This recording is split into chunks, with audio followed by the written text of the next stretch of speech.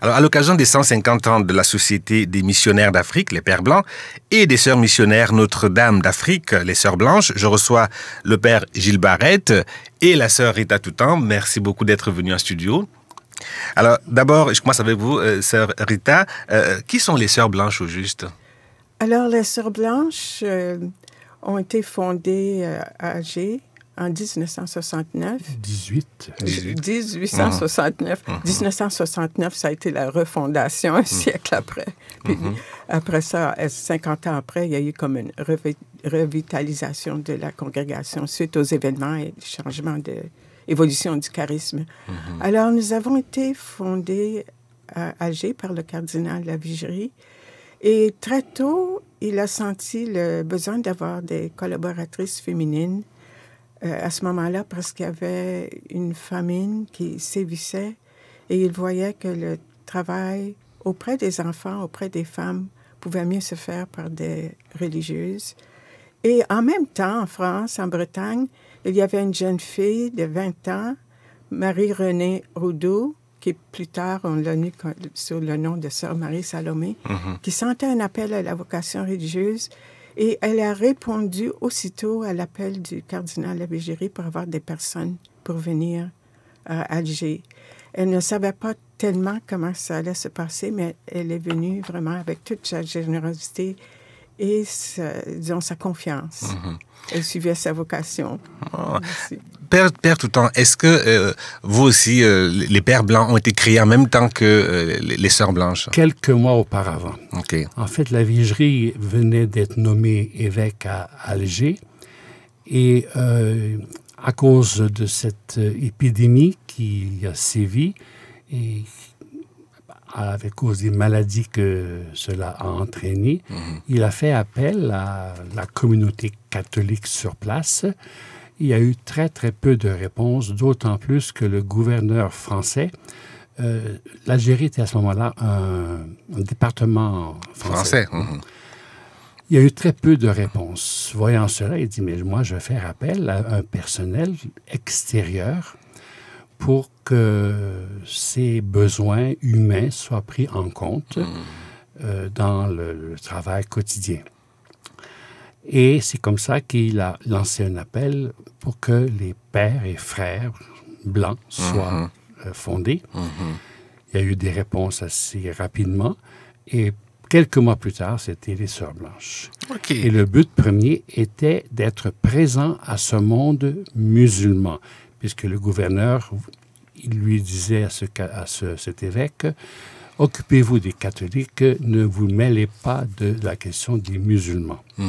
Or, le fondateur a dit, « Au moins, vous ne pourrez pas m'empêcher d'aimer les musulmans comme un père aime ses enfants. » Alors, la maladie, la famine, etc., a fait que petit à petit, et les pères, et les frères, et les sœurs se sont déployés d'abord en Algérie, puis ont traversé en Tunisie, avant que plusieurs années plus tard, ayant obtenu la Lavigerie la permission de penser au continent africain en général, eh bien, il y envoie à travers le Sahara d'abord avec des pertes en vie humaine, et puis à travers les chemins ouverts par les explorateurs, il a envoyé en Afrique noire. Alors, dans Sœurs Toutan, vous êtes toujours liés, les Sœurs Blanches d'ici, vous êtes toujours liés on va dire, à l'origine française de l'organisation, ou bien vous êtes complètement autonome comme Sœurs Blanches d'Afrique, mais étant du Canada? Oui, merci, c'est une bonne question. Depuis le début, c'est vrai que nous avons été fondés par un cardinal français et une personne qui a été très significative, qui a été plus tard notre supérieur général pour presque une cinquantaine d'années. Mais dès le début, nous vivons en communauté interculturelle. Alors, le leadership est partagé, ça dépend de qui est élu au Conseil général. Et notre maison généraliste est à Rome depuis 1964. À un moment donné, ça a été, on a vu que c'était mieux d'aller à Rome pour avoir notre administration centrale. Alors, nous vivons vraiment en communauté internationale. Et Père Barrett, vous êtes ensemble, disons, dans tous les pays où il y a les pères blancs et aussi les sœurs blanches? À l'origine, on marchait main dans la main. L'idée était que les religieuses pouvant plus facilement rencontrer les femmes et les enfants et leur offrir des services, les pères et les frères davantage rencontrer les hommes. En pays musulman, les hommes ne peuvent pas rencontrer les musulmanes, les hommes blancs, enfin les hommes, oui, en général. Alors, et de même pour les religieuses. Alors, l'idée était que les sœurs vont rencontrer les femmes et les enfants, les pères vont rencontrer les enfants, les jeunes garçons, les étudiants, et puis ceux qu'il y avait d'étudiants à ce moment-là, et les adultes hommes. Si bien que dans les partages entre les communautés, les sœurs et les pères, nous nous informions de ce que les uns et les autres avaient senti comme mentalité, comme problématique, et nous cherchions ensemble qui, religieuse, qui, père ou frère, allait lancer un centre technique, par exemple. Alors, c'était parce que il y avait une collaboration de nos visites dans les villages, parce qu'au début, on n'était que des visiteurs de villages, des diseurs de bonjour à gauche et à droite. Alors, en apprenant la langue, petit à petit, on a appris à échanger entre nous, sœurs et pères, si bien qu'on pouvait miser sur la vie familiale, on pouvait miser sur l'évolution et de la femme et des hommes et penser à un futur pour les enfants. On a toujours évité, même si ce n'a pas été le cas pour chaque personne, de parler de missionnaire, parce que c'est un mot qui n'est pas bien reçu en monde musulman.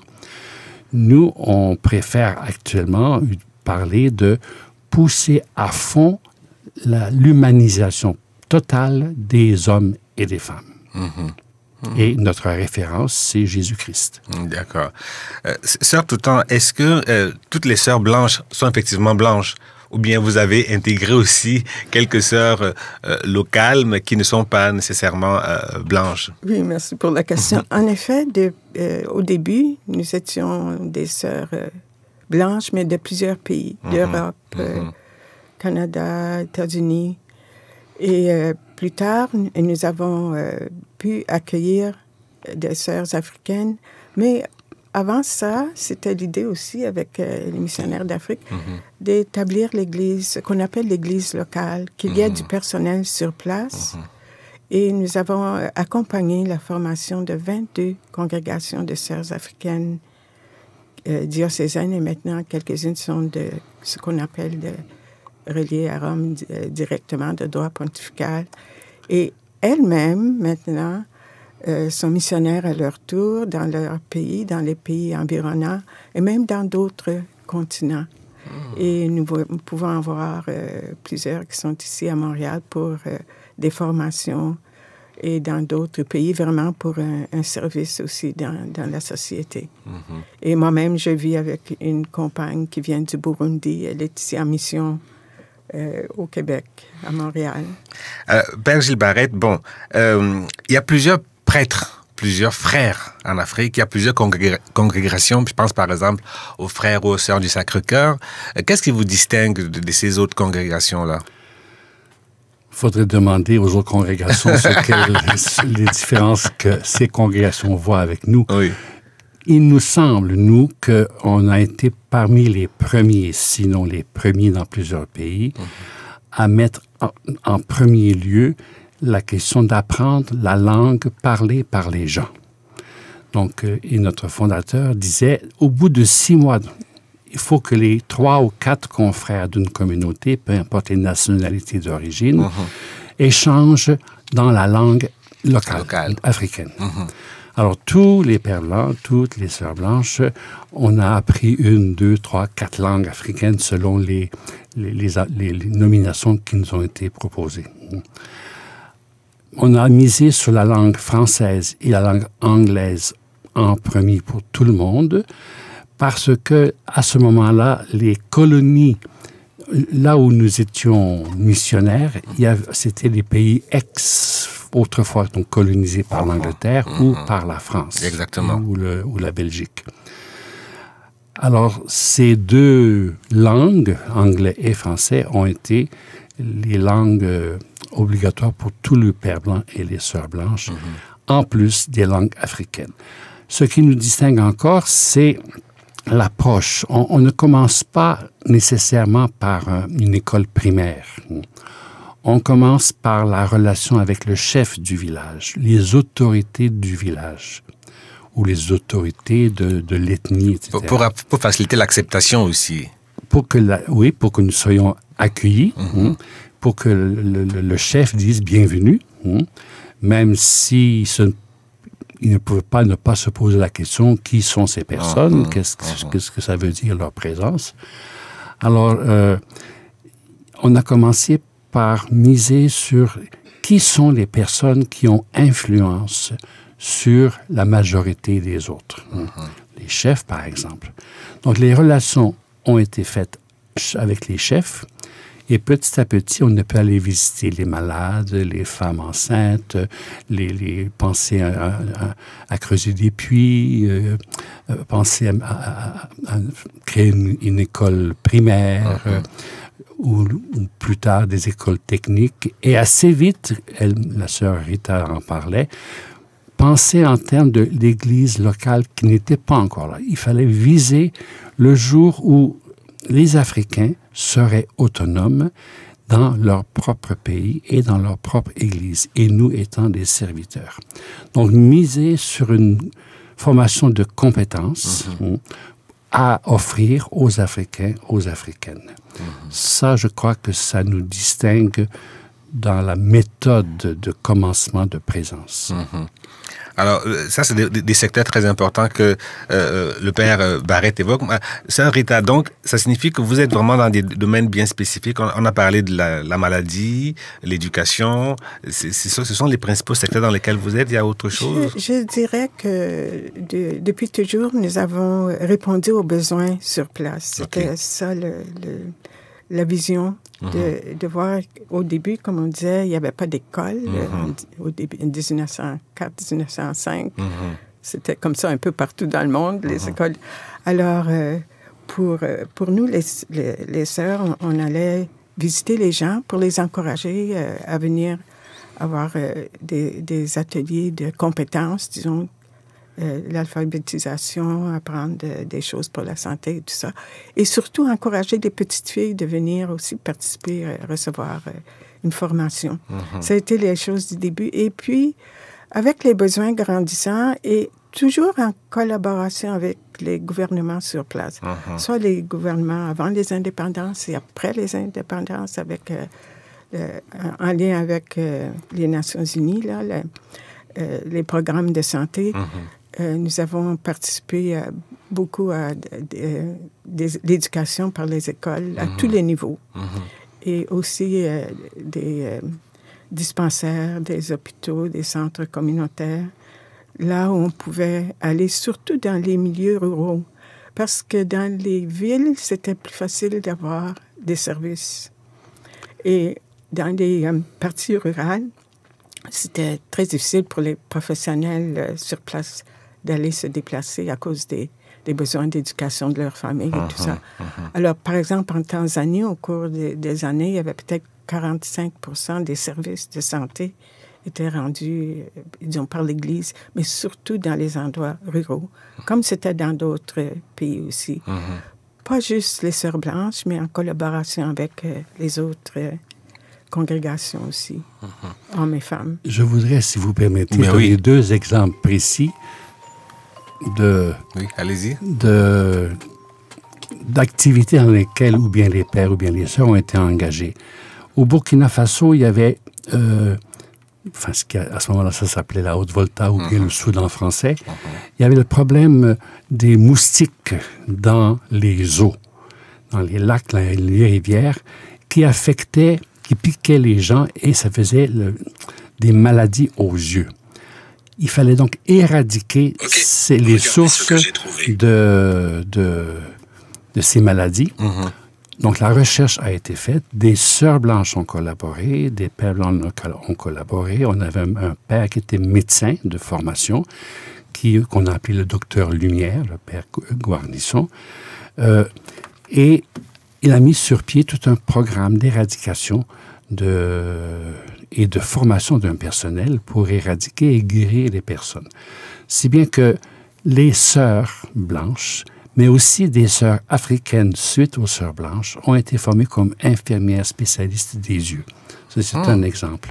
Plus tard, le même pays, parce que j'étais dans le Burkina Faso, il y avait le problème des femmes appelées sorcières, qu'on les chassait de leur village parce qu'on mettait sur leur dos, c'était à cause d'elles que telle femme n'avait pas d'enfant, à cause d'elles que les enfants mouraient en bas âge, etc.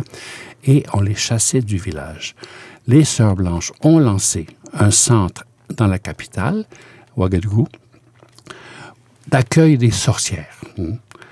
Et petit à petit, beaucoup de personnes ayant entendu parler de l'existence d'un tel centre ont envoyé leur vieille maman ou les personnes appelées, entre guillemets, sorcières à ce centre, jusqu'à ce que cela devienne une des responsabilités du gouvernement dans le ministère de la Santé pour les femmes. Donc, on a transmis au gouvernement cette œuvre maintenant. En tout cas, ça, c'est quelque chose dont vous devez être fiers comme société. Est-ce qu'il y a aussi des choses comme ça de votre côté dont vous êtes particulièrement fiers, comme du côté des sœurs, une réalisation spécifique Bien, je dirais que dans le passé, elles ont fait tellement de choses que c'est difficile de mentionner une chose spécifique, parce que dans chaque pays, elles ont été des initiatrices pour les services de santé et d'éducation. Mais je dirais que maintenant, parce que j'ai dit que depuis 2017, nous sommes dans une autre phase de notre existence, de notre charisme. Nous travaillons beaucoup en réseautage.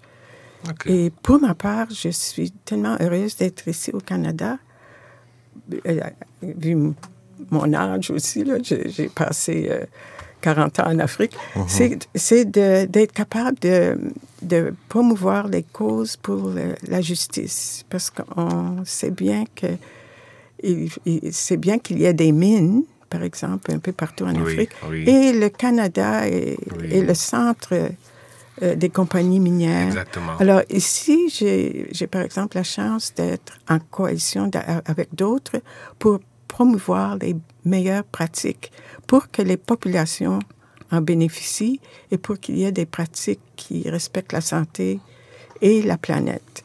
Alors, c'est une autre façon d'être missionnaire dans ce stage de ma vie.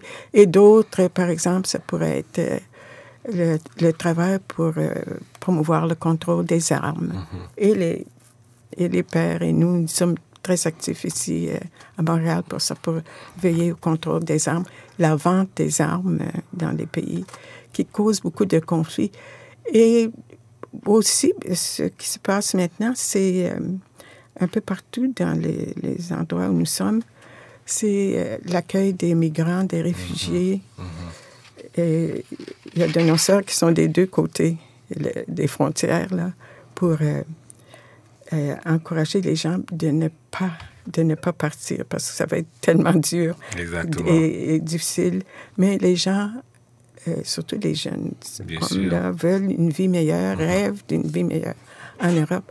Alors, ils sont là d'un côté pour un peu les informer, les soutenir.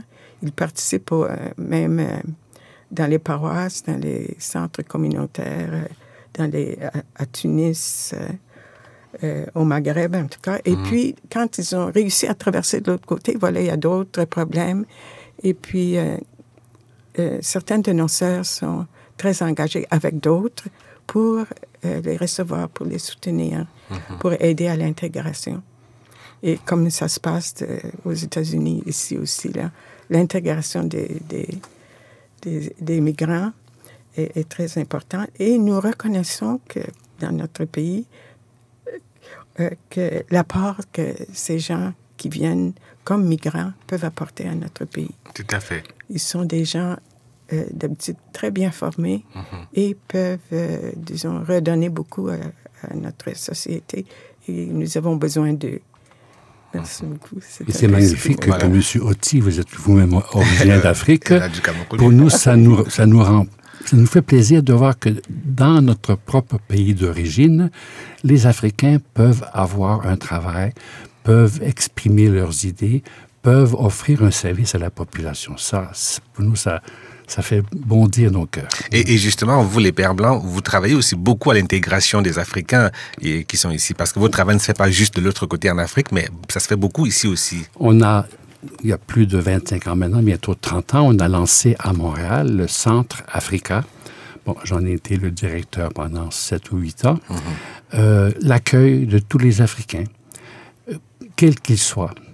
Ils arrivent et on est surtout là pour écouter quels sont les besoins que ces Africains, petit à petit, vont exprimer. Je cherche un logement plus grand parce qu'on m'a mis seulement avec ma fille dans un petit studio. Maintenant, ma femme va arriver avec mes 2 autres enfants qui sont restés au pays. Il faut changer. Donc, des demandes ponctuelles. Besoin de travail. On ne cherche pas pour eux le logement. On ne cherche pas pour eux le travail. On leur donne des pistes. Débrouillez-vous avec le métro, avec les moyens du bord pour aller rencontrer tel organisme à telle adresse, c'est tel métro, etc., etc.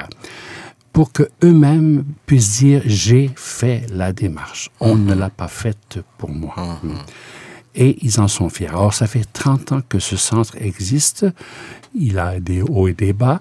Mais on découvre très souvent chez les personnes qui arrivent au pays, à Montréal, je parle de Montréal, des talents que les personnes avaient comme enfouis parce qu'elles sont devenues médecins, journalistes, ou on trouve des chauffeurs de taxi, par exemple, qui dans son pays étaient médecins. Mais les diplômes reconnus ici ne sont pas les mêmes que ceux qui sont reconnus dans le pays d'origine. Les exigences académiques ne sont pas les mêmes. Alors, on les encourage, mais moyennant, même si c'est des petits boulots au début, il y a une fierté d'avoir pu travailler, gagner leur propre argent pour subvenir à leurs propres besoins. Nous encourageons cela. On peut découvrir parmi eux des tambourineurs ou un balafoniste, quelqu'un qui a des talents au niveau musical ou qui chante. Bon, on l'encourage à se lancer petit à petit dans ces pistes-là pour chanter ce qu'il a envie de chanter, pour jouer ce qu'il a envie de jouer et de se faire déjà un nom avant qu'il ait trouvé son emploi définitif.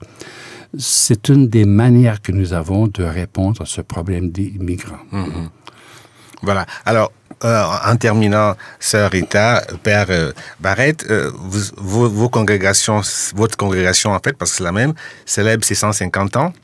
Bon, est-ce que, parce que vous êtes là, vous faites un travail extraordinaire, mais il va falloir aussi garantir, s'assurer que la mission se poursuive. Est-ce que du côté de la relève, vous sentez que les choses vont se poursuivre? On parle souvent de la crise dans le domaine de la foi, les gens qui sont de moins en moins, il y a de moins en moins de religieux. Est-ce que vous êtes inquiet pour la suite des choses ou bien vous êtes plutôt optimiste? D'abord, vous, Sœur Rita. Merci. Je dirais que je suis optimiste. La relève est beaucoup présente en Afrique. Nous-mêmes, comme sœurs missionnaires de Notre-Dame d'Afrique, nous avons accompagné les 22 congrégations qui sont très fortes, très dynamiques. Et nous avons nous-mêmes 22 personnes en formation initiale, disons, avant les vœux temporaires. Et nous serions contents d'en accueillir d'autres de toute nationalité parce que nous sommes internationales. Voilà. Merci. Oui. C'est la même chose chez nous. On s'est toujours refusé à prendre des Africains parce qu'on voulait d'abord donner au pays et à l'Église locale un personnel compétent. Maintenant que cette œuvre est en grande partie réalisée, soit qu'on aille ailleurs en Afrique, soit on accepte des jeunes qui désirent participer à nos vies communes et à notre expérience de la mission ailleurs que dans leur propre pays, même ici au Canada. Voilà. Sœur Rita Toutant et Père Gilles Barrette, merci beaucoup d'être venu dans nos studios. Ça nous a fait plaisir. Merci. C'est un plaisir. Merci. Merci.